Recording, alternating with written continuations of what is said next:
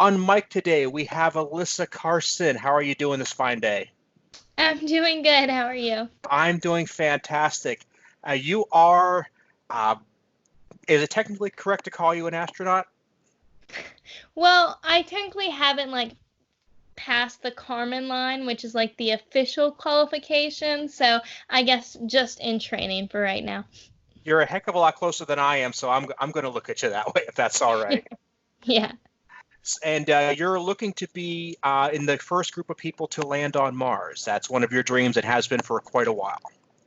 Yes, that's definitely one of my ultimate goals. I definitely have always been interested in Mars, and I definitely think that's our next big step in terms of space exploration.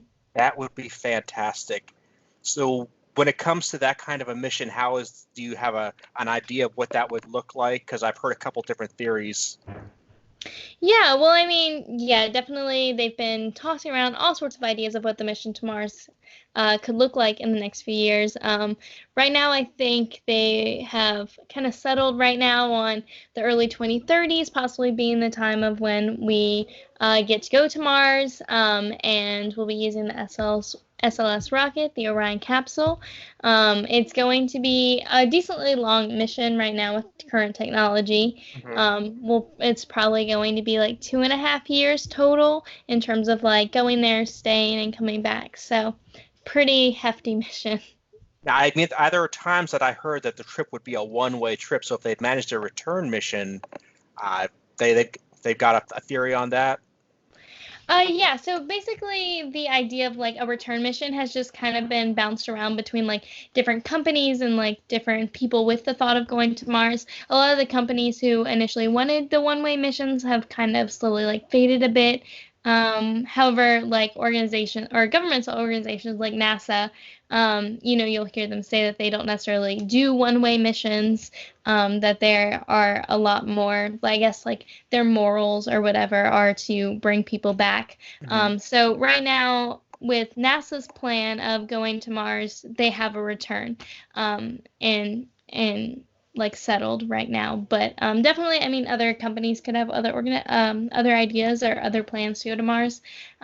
Just gotta see who goes first, I guess. Cool, cool. So when you came to be your plan, your vision, how did you come to this conclusion? Because I know you were very young when you started getting this goal.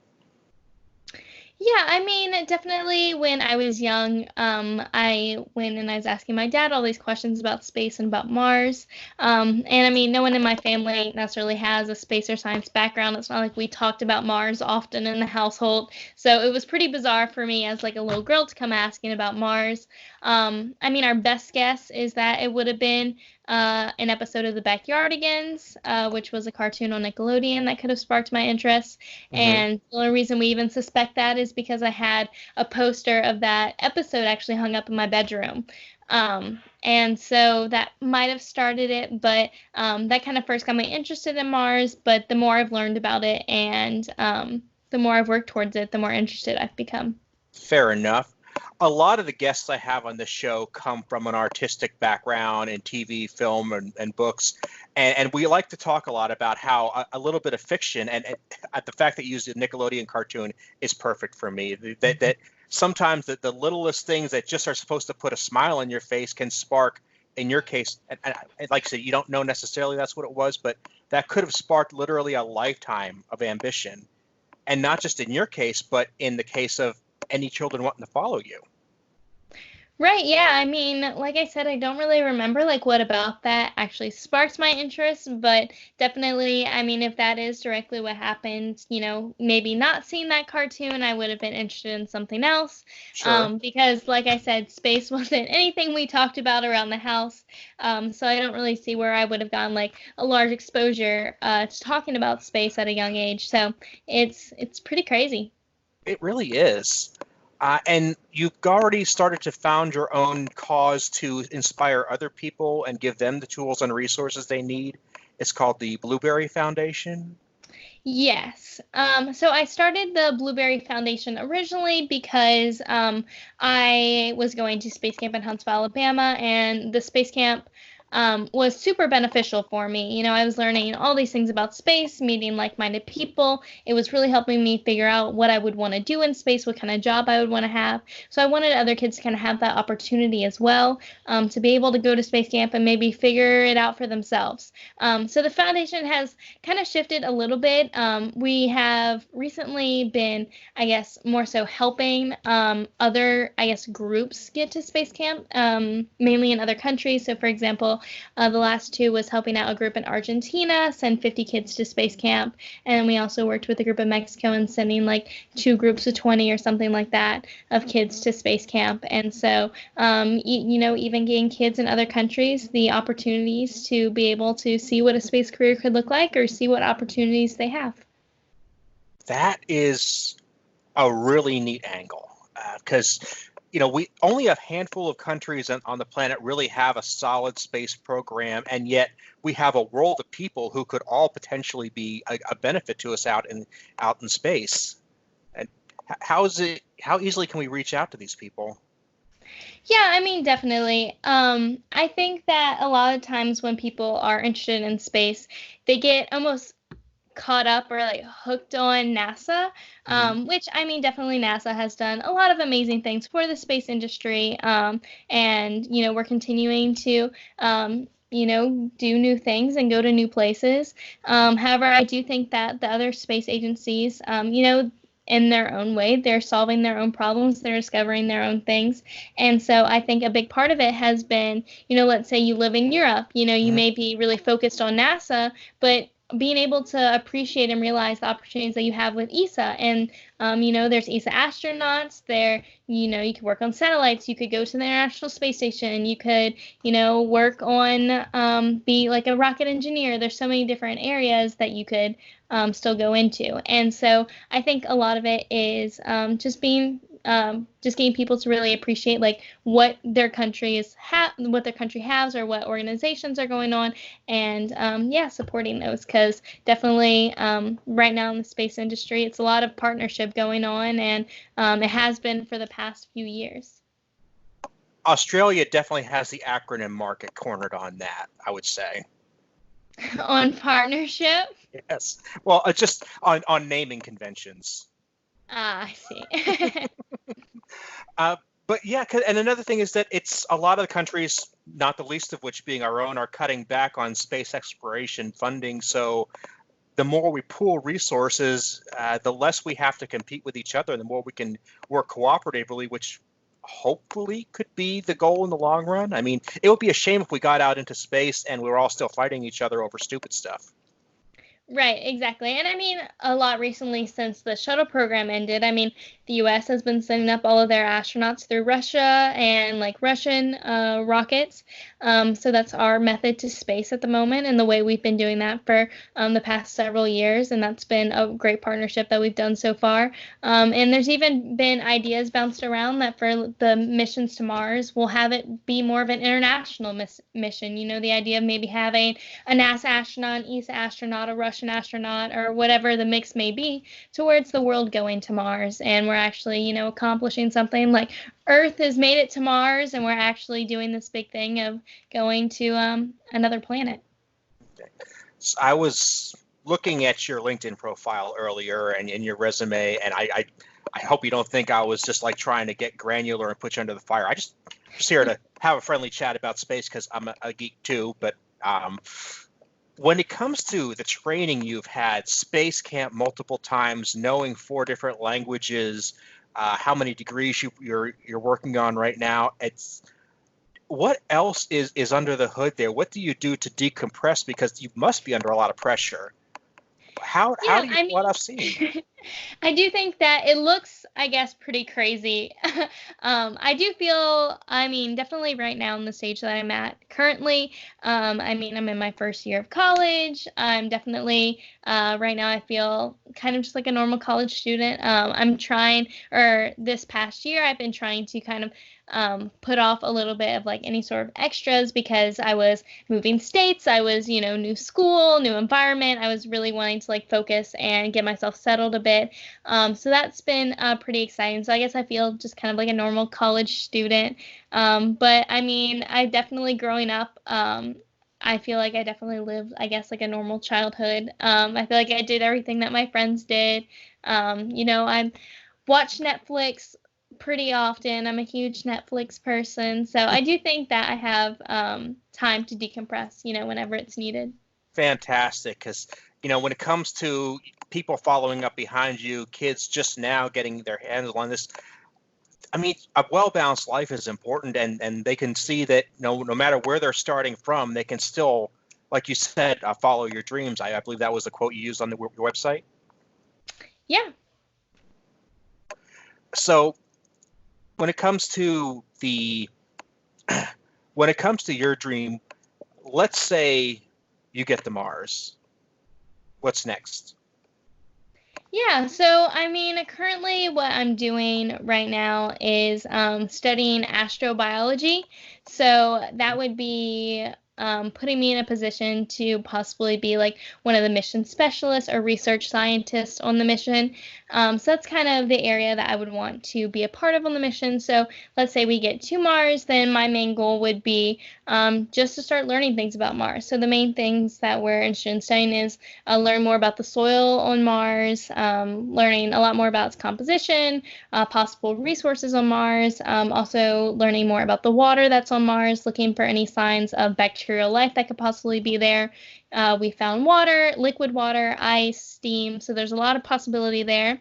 Also learning more about the atmosphere, seeing how that can be changed for the possibility of us eventually living on Mars, terraforming it in any way, if that's even possible. Definitely, I mean, we have theories, but getting to Mars and actually getting to do the science there is definitely the next step in learning all of these things to see, what is with Mars and what possibilities do we have with the planet. So terraforming, that fascinates me to no end, to think that we could actually completely transform a planet. And I mean, if there's nothing on there now, there's certainly no harm in us making it more suitable for us.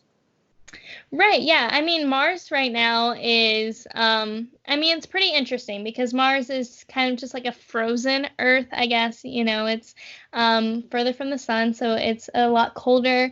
But we would almost heat up the planet in a sense of getting all that ice to melt into liquid water. And with all that water coming up from the surface, it would almost be like oceans and lakes and rivers and such that we're used to.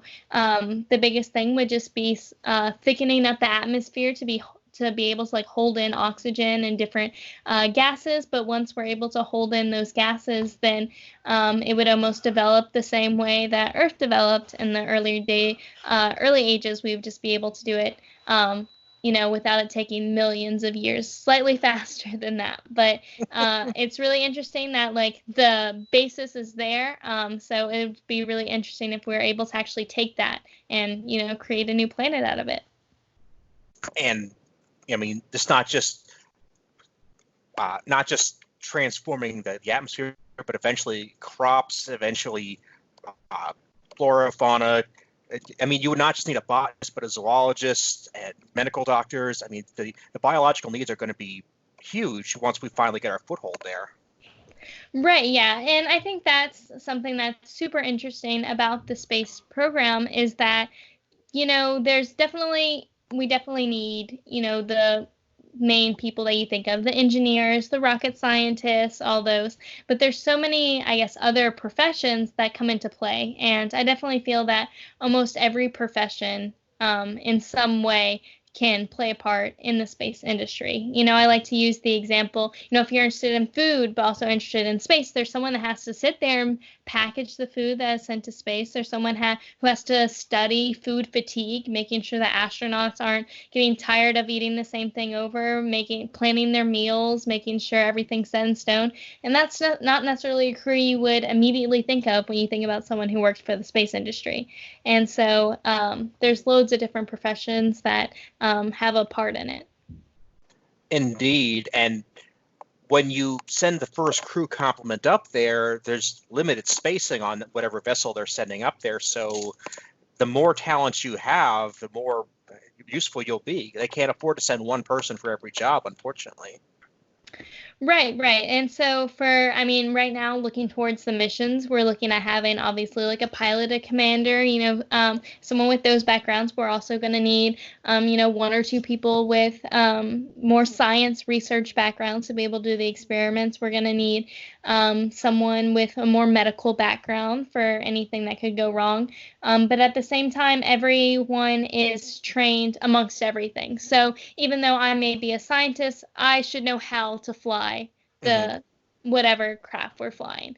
Or I should know basic medical procedures in case something happens. Because it's like, what if the doctor's injured? Then what do you Hmm. do? So everyone is kind of cross-trained in that sense to be able to make the most of everyone we have. Yeah, it's to think of what kind of training you'd need on. I mean, if they just picked 6, 7 people, I don't know what the number would be, but it's probably not too far off from that for the first round. Ah, Yeah, definitely. And I mean, typically right now, astronauts, once you're initially selected into the astronaut selection process, typically you go through 1.5 to 2 years of kind of just like basic training that they kind of expect all astronauts to have. so, but that's still a ways off. And in the meantime, you're doing pretty well just getting your word out there, sharing your vision for the future. And I can't imagine how many chats like this you must have on a weekly basis because you're such an interesting person. You've got such a great background. Uh, what's it like just kind of anticipating and waiting for the day when they're selecting this crew? Yeah, I mean, definitely it is super exciting to be working towards this. I mean, definitely the mission to Mars, like you said, it's still pretty far off. However, I have almost kind of in a way developed a almost like another dream of, being able to speak and inspire and teach a bit, which I kind of got more into speaking because of when the space shuttle program ended in 2011. I just saw so much misconception with the space industry. A lot of people were under the impression that the space program was closed, that there weren't astronauts anymore, that we were done with space travel for good, without thinking of like what the future of space would look like. And so, I mean, I even had, like family members ask like, oh, what does Alyssa want to do now that there's not astronauts anymore? And so there was just such a gap, I guess, in just like public knowledge of what was going on in the space industry. And I still feel like there is, space is something that's super intimidating to most people. And that I think it's super important to be able to like bring it down a little bit and just make it feel a lot more realistic and like close to home.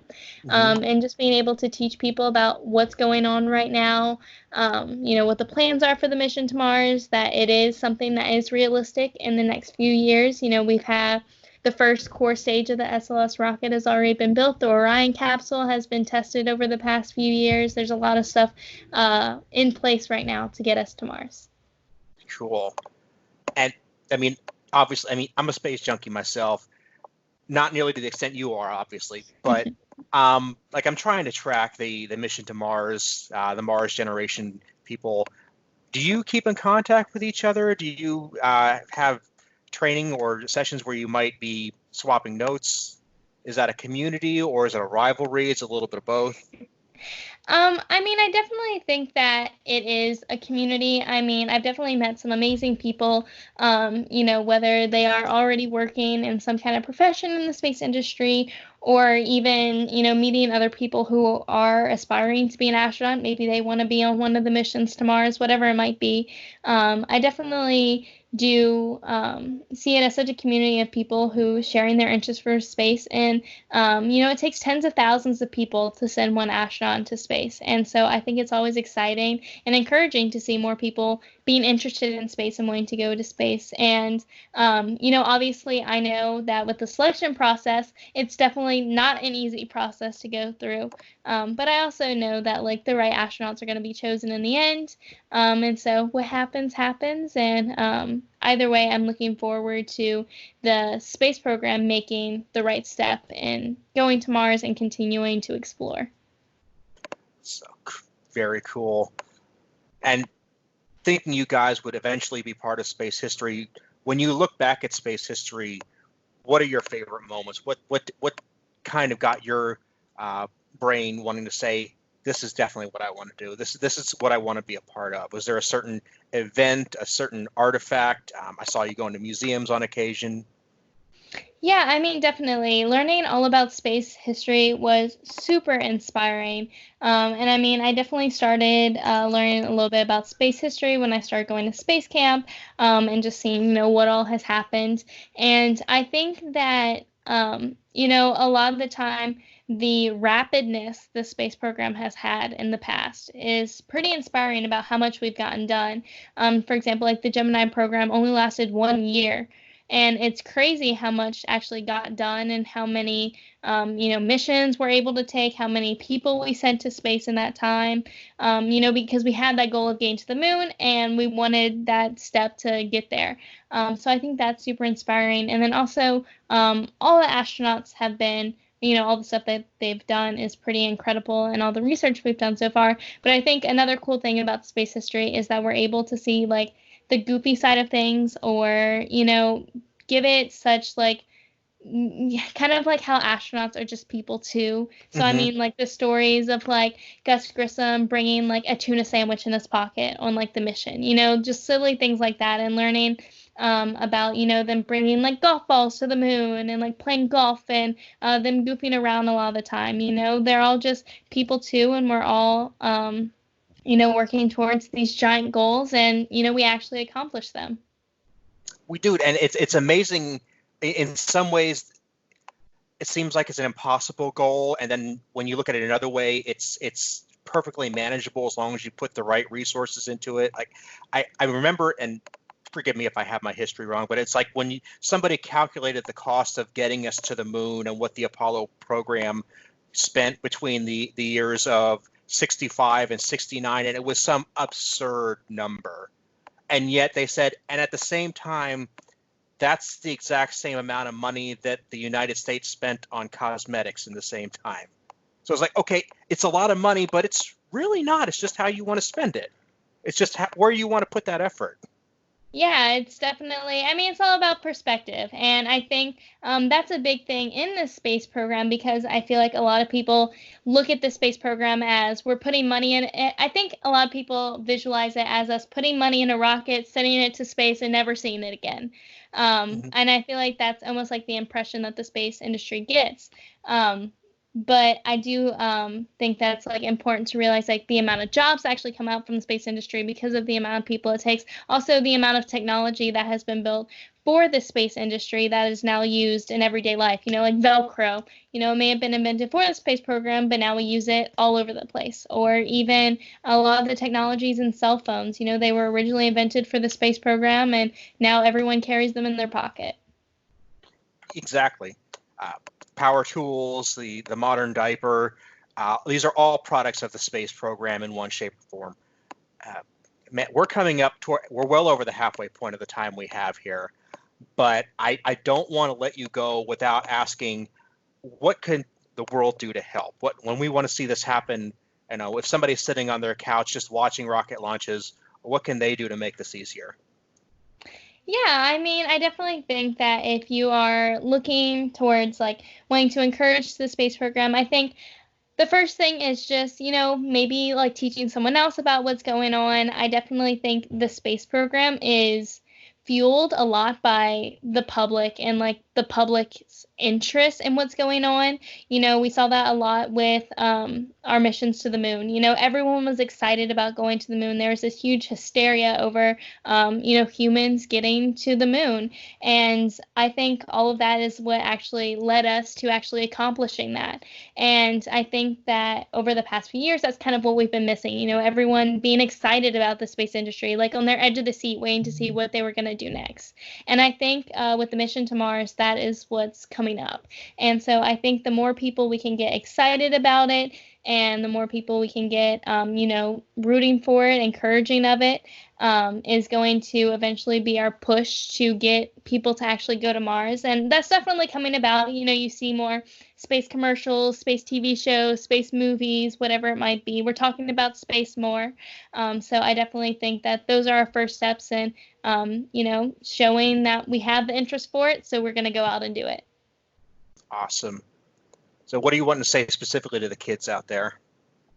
Yeah, I mean, any kid, whether it's wanting to become an astronaut or wanting to do something else, definitely find that goal, find that dream, find, some kind of support system, whether it's a parent, a friend, a teacher, or someone who can kind of help you and encourage you along the way, and be very vocal about your dreams. You never know where the opportunities are going to come from. So tell people about what you want to do and follow that dream and never give up on it. Very well said. Well, I'm starting to have some audio-video problems here, and I want to let you go before those get too bad. But where can people follow your adventures on the internet? Yeah, everyone can follow the stuff that I'm doing. Kind of everything's connected through my website, which is nasablueberry.com. But all the social, whether that's Instagram, Facebook, Twitter, LinkedIn, whatever, everything is under NASA Blueberry. Okay. Fantastic. Alyssa, thank you so much for being here. I'm glad to talk to you. This has been fantastic. I would love to talk to you again anytime. Thank you so much. Have yourself a great day. You too.